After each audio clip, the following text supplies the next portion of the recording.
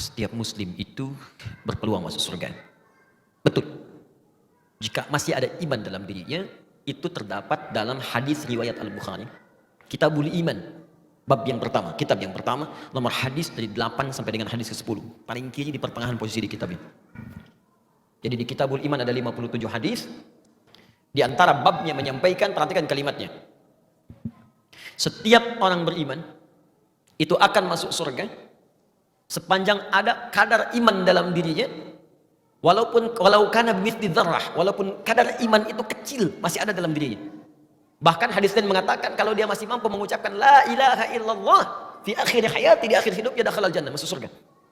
Nah, hadis terusannya saya katakan tadi sampai hadis nomor 10, hadis terusannya kalaupun dia bermaksiat selama hidupnya, maka kemudian maksiat dengan dosa itu akan ditimbang. Detailnya bisa dilihat di hadis Muslim nomor hadis 5611 riwayat sahabat Abu Hurairah radhiyallahu taala anhu. Jadi kurang lebih demikian. Muslim ini beriman, kemudian dia beramal soleh, contohnya salat, dia puasa dan seterusnya. Dia juga beramal salah.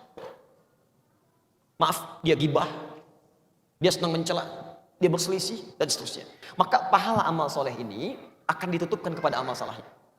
Ada orang sholat, setelah sholat mencela orang lain, maka pahala sholatnya diberikan kepada yang dicela otomatis. Kalau sedang dicela nggak usah marah, itu transfer pahala otomatis. Anda sedang digandakan pahalanya, nggak usah mengeluh. Anda diberikan pahala, kenapa Anda kemudian bersedih? Dan yang paling aneh, dikembalikan lagi pahalanya dengan balas mencela, gitu kan? Ya, dan nggak usah pasang status.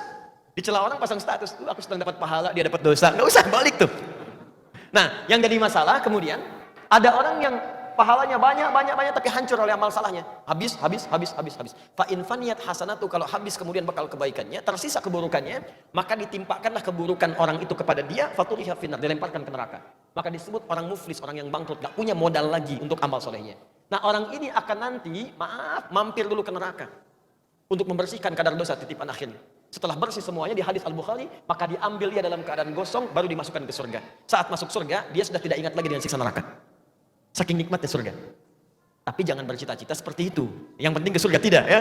Karena neraka itu, mohon izin sebelum saya simpulkan, neraka itu satu harinya itu 1000 tahun. Satu detiknya 48 hari. Siksa paling ringannya, Quran surah keempat ayat 56, paling ringan, ditarik ubun-ubunnya, dicelupkan. Sekali celup hancur tubuhnya, diangkat sembuh lagi. Sekali celup satu detik yang 48 hari. Kalau mau coba silahkan aja, ya. Nah, baik. Paham insya Allah, ya?